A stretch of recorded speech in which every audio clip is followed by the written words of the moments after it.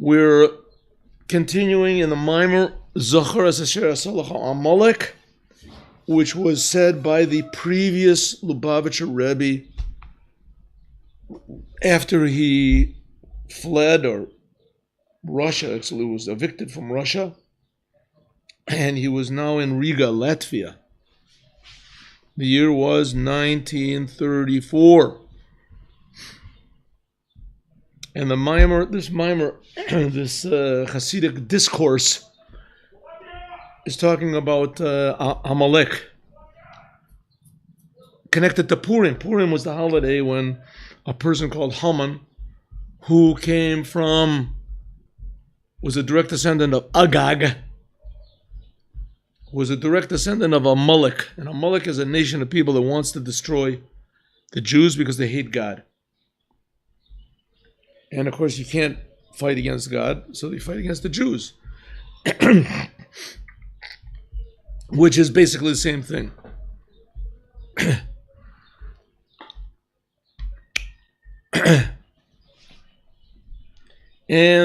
But now we have to, and it is a commandment for us to remember Amalek and to battle him. We have to destroy Amalek, we have to wipe him out, but we have to remember him. If we have to wipe him out, then maybe we should forget him. Just don't think about it. Right? Why even bring it into our mind? Why should an evil thing like that, Amalek, even be in our mind? Why? Why should we remember? Better to forget it, right? No. Because Amalek is always there. And it's essential part of our personality. What is it? It's it's pure egotism. I exist. I exist. No one's going to tell me what to do. This is the essence of all bad character traits. All bad character traits come from the certainty that I exist. You can control these bad character traits a little bit, but they're always there. And that's the job of the Jewish people, is to show the world how real God is, how good God is, to remember how good God is, how real God is, and therefore by this we can defeat Amalek. Now let's look and see. So the Rebbe says, Amalek, this feeling of pure egotism,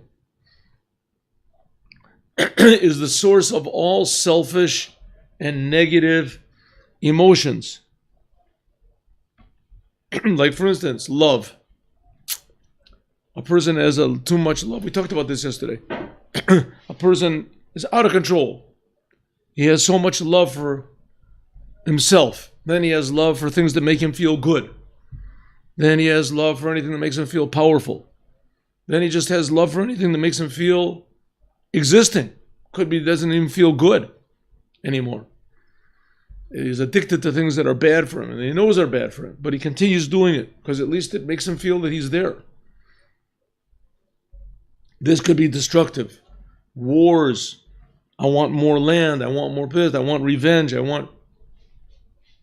This all comes from Amalek.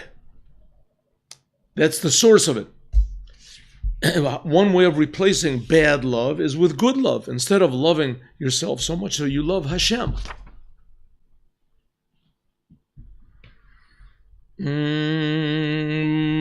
How do we get up to this? Yes, 1 second. I think we're down here near the end. Kiyadua, as is known. The first word on the line is... 1 second. That's right, okay. First word on the line is mutar. It is on the left side of the page. Left side of the page. Turn the page over. Turn it over. Mutar hine. That's right. Mutar hine.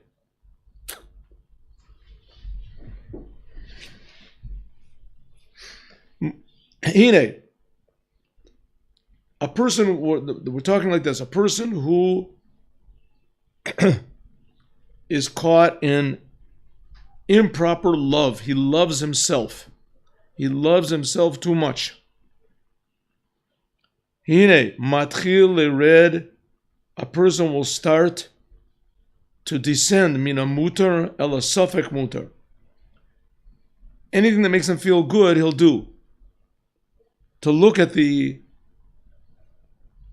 hechsher sign, if it's kosher or not, at first was very important to him. But now the most important thing to him is himself.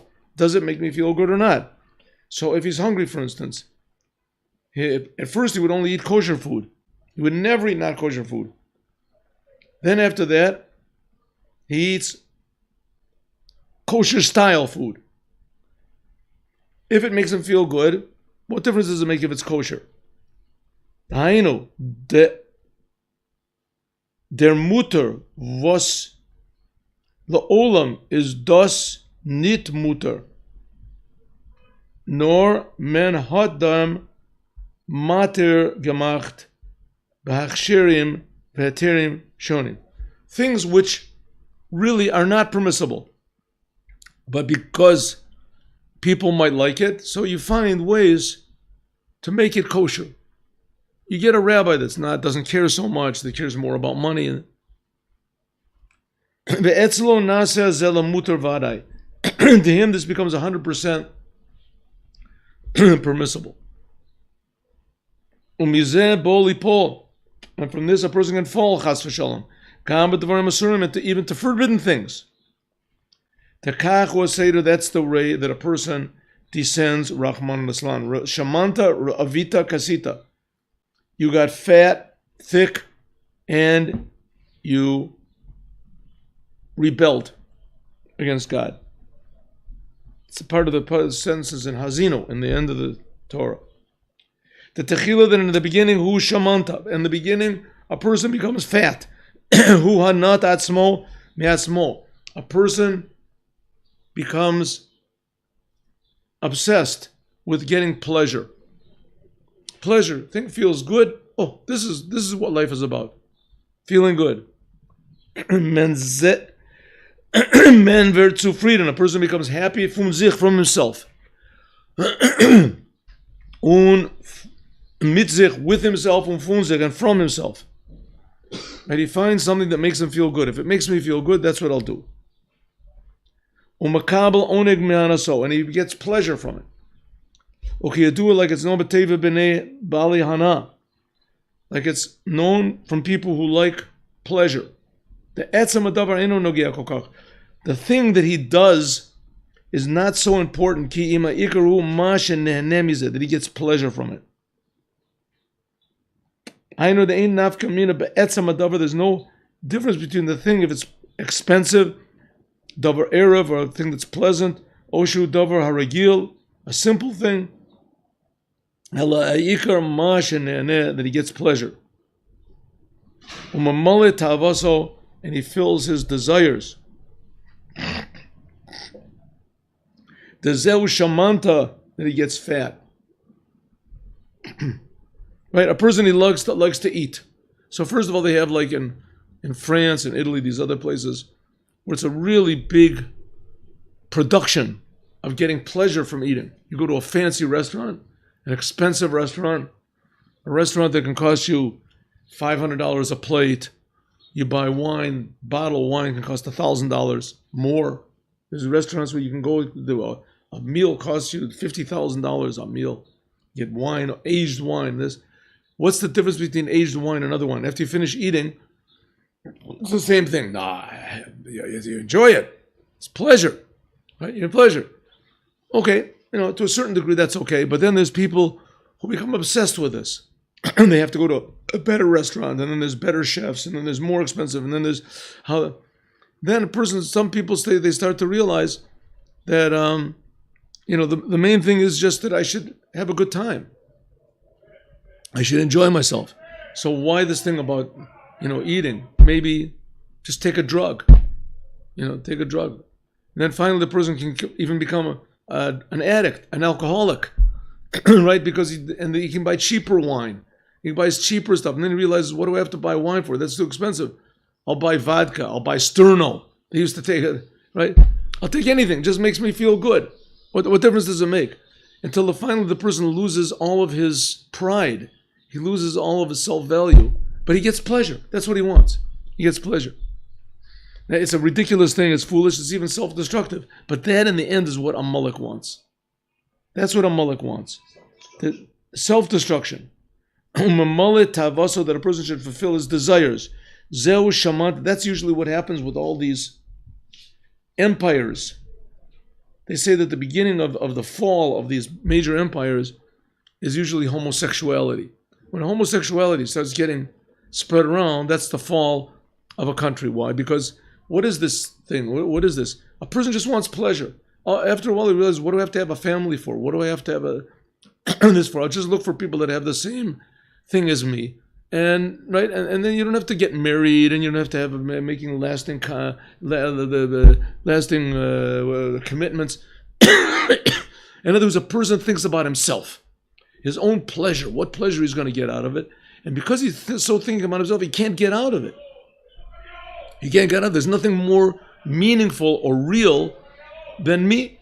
So he does it himself, and nobody can stop me. You can't stop what I'm doing. This is what's happening in America. The leftists, especially the leftists in America, right? You can't stop me. The most important thing is me. No one's going to control me. Shamanta, the people get fat.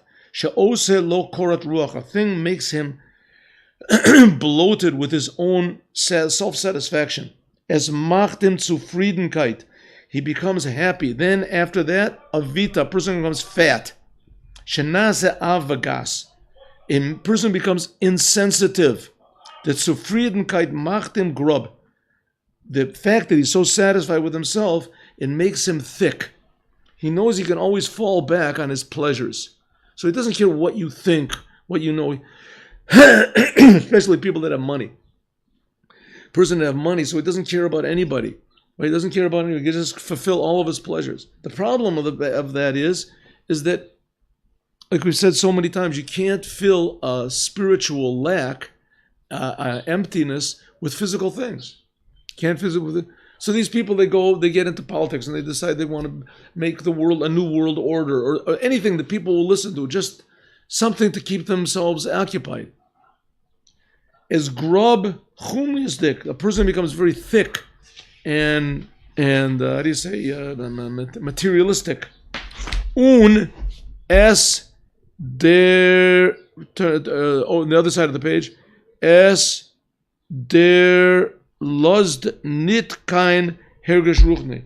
He doesn't allow himself, this does not allow him for any spiritual feeling. And there's no feeling except for himself. That's all he feels.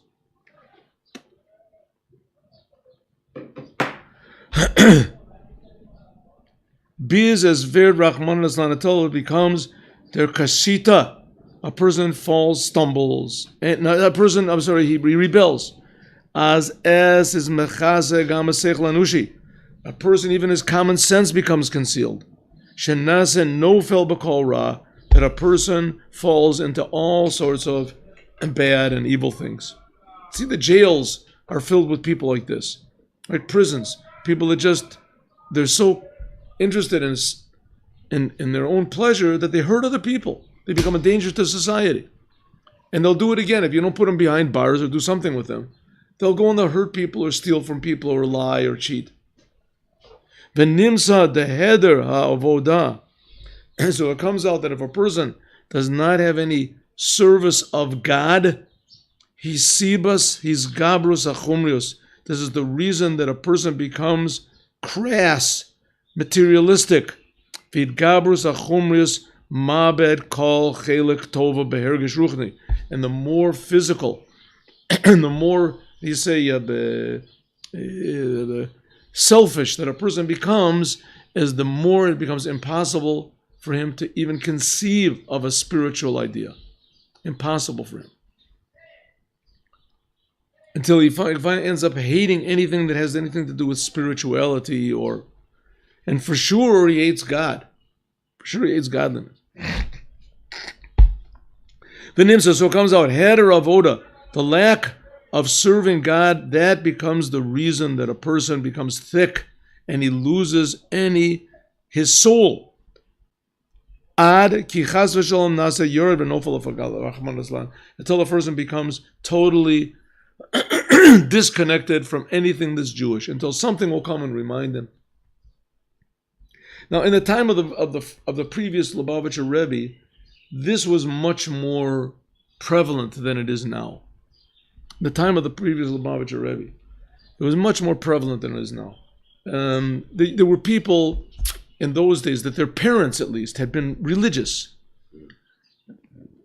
And 300 years ago, whatever, there was no such thing as a non-religious Jew. Well, once in a while you get somebody. But all Jews were religious. All Jews believed there were maybe certain degrees of devotion, so like in everything, right? Like there's certain people that have expressed their art, appreciation of art. But everybody in the world has some appreciation. Well, what looks nice to them? Maybe they ignore it. Art. Same thing. Every Jew has an appreciation of God. Every Jew has an appreciation. But in the time of the previous Lubavitcher Rebbe, that was already, communism had not, set in totally. The previous Rebbe, he became Rebbe in 1920. That's when communism was just taking its hold.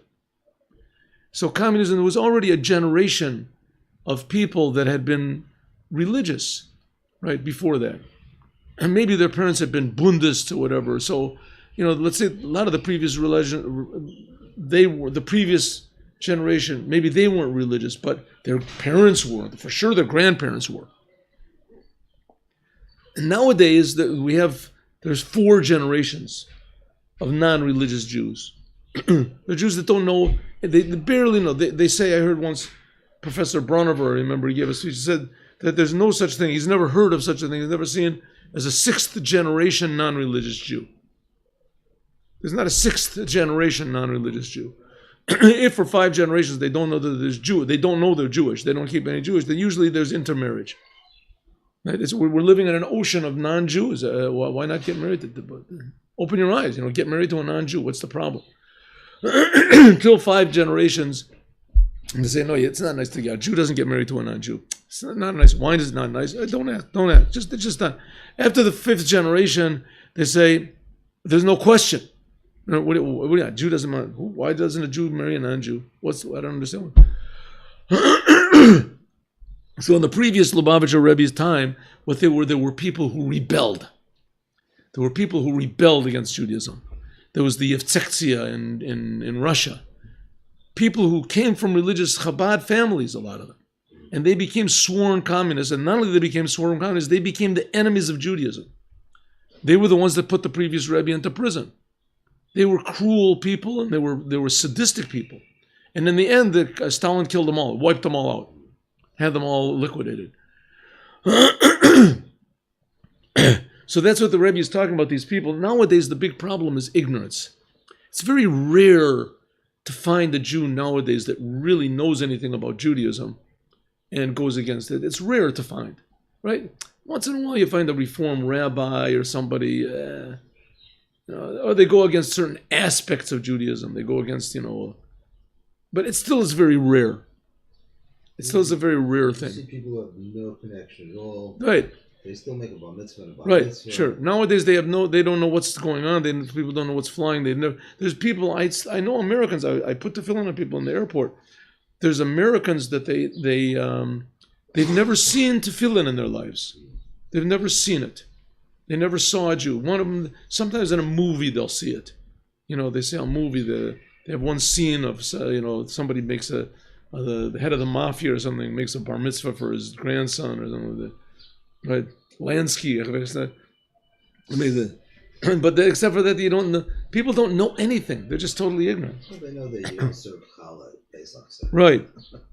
Nimsa, so it comes out right. This says, Omnam bat kasher leid minitim one, and occasionally, mitorer, he arouses himself in his soul, binyaniv, v'asiyasav, and what he does.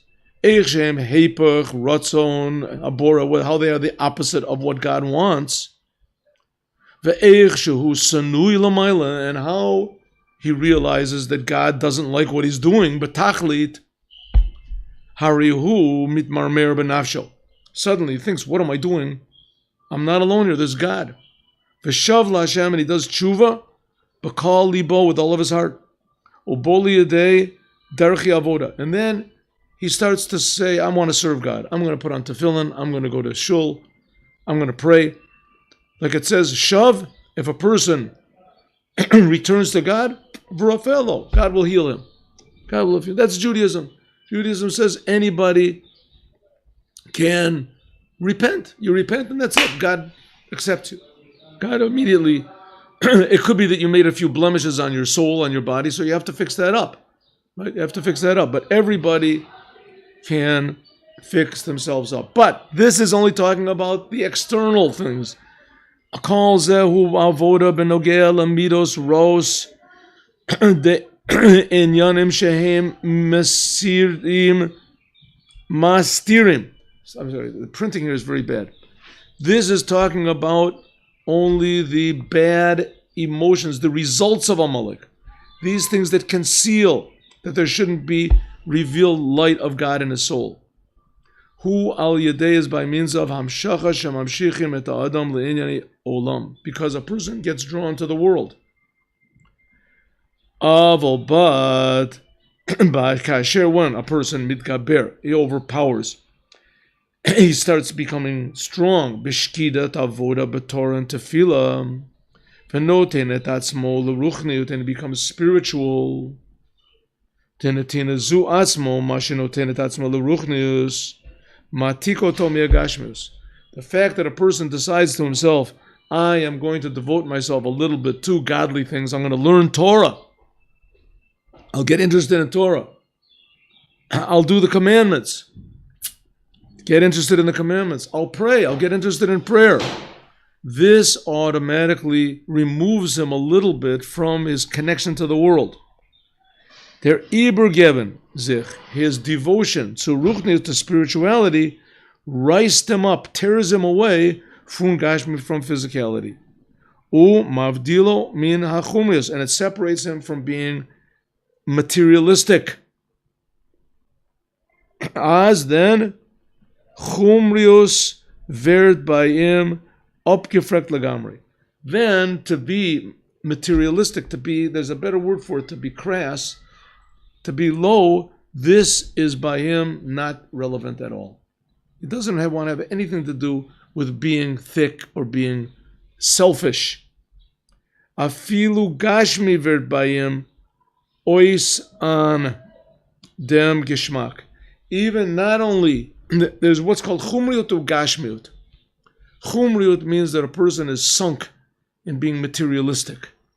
Right? He gets a pleasure. Looks in the mirror how he's dressed. He gets a pleasure out of the meal that he eats. It has to be the best food. He really sinks himself. He has to have the nicest car, and he has to have the most beautiful house. And he really gets sunk into these things. That's called chumrius.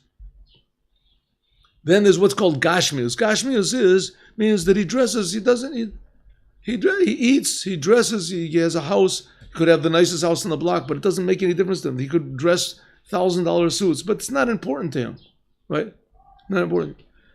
That means that he's not interested in being materialistic, but he's physical. It says then it can even come to the point where if a person really devotes himself to Hashem, even the physical, the normal things, that's also not important to him. It's not that important to him. It's not essential to him, right? That he has a little stain on his garment. He goes crazy. He cleans it, but it's not that important because his mind is on more important things. That's the whole idea. His mind is on important things. There's people, I remember when I was young, there was people in their house that they had a special room. They had a front room, and this front room was like reserved, special. It had to look nice. Nobody went in there. They had even a rope. You didn't go into the special, when special guests would come. You remember that? The living room. Nobody was allowed to sit. You didn't go in the living room. Covered with plastic. There was the dining room, right? There was the dining room. You would go into, you would sit around the table, you would talk, but then there was the living room. I don't know if they have that nowadays. The living room. I rebelled against it. Right. And they had a nice thick carpet, and and you could look at it. It was like, you go into these museums, and they have, this is the room where Lincoln was shot. This was the room. You don't go in. You just look and see. There were people that were totally devoted to this thing. Then there's other people that they weren't so devoted, but don't sit in that chair, please. Don't. please don't eat a sandwich in this room. Okay. Then there's other people. Okay, you want to eat? Please try not to drop anything on the sofa. You know, I have to wash it off. That's okay. Understand? A person's not uptight. These people are tremendously uptight. Take off your shoes when you come in the house. Okay, what is the Rebbe trying to say over here? The Rebbe trying to say the world is a wonderful place.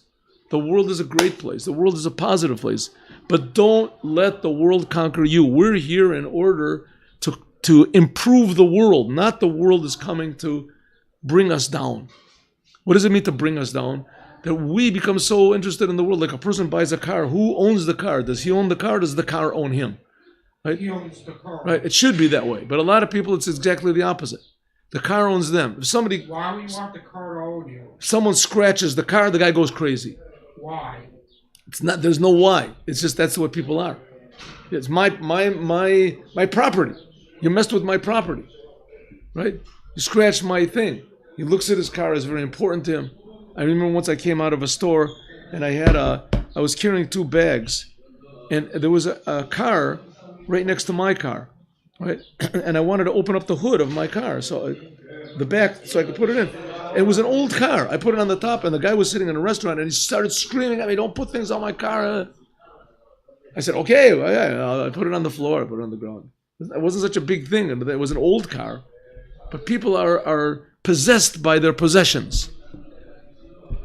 Says the Rebbe, what's the reason? Because these people have no conception of the Creator. Let me just call it. Excuse me. Let's take a break.